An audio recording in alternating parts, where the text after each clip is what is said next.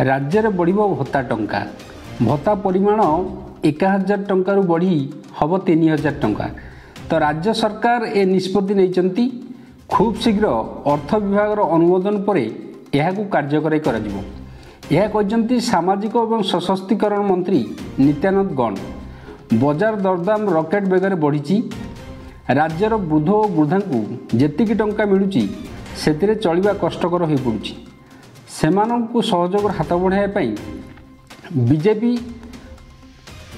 BJP सरकार जो संकल्प करथिला एवं प्रतिश्रुति देथिला निर्वाचन पूर्व निर्वाचन इस्ताहार रे जे जो माने वार्धक्य भत्ता पाउचंती विधवा भत्ता पाउचंती भिन्नक्षम भत्ता पाउचंती सेमानंकर भत्ता निश्चय वृद्धि करा जिवो।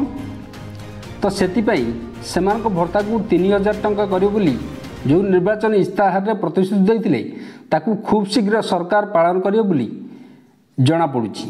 एवं सरकार ए संकल्प कार्यकारी करने को अंटा भिड़ी।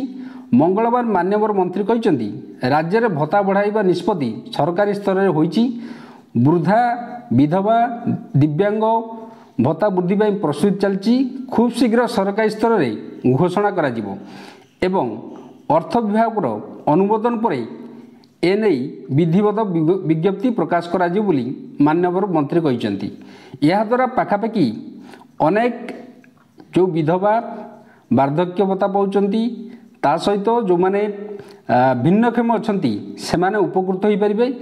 कारण आपण जानिथिबे पूर्व सरकार मध्य एमानंकर भत्ता वृद्धि करथिला 1000 टंका को एवं वर्तमान बीजेपी सरकार आसिला परे जो नूतन सरकार आसिला आगुर जो निष्पत्ति निर्वाचन पूर्व जो संकल्प नैथिले से संकल्प को पूरा करिया पई अंटा भिड़िचंती एवं खूब शीघ्र एने विधिवत विज्ञप्ति प्रकाश पाइब।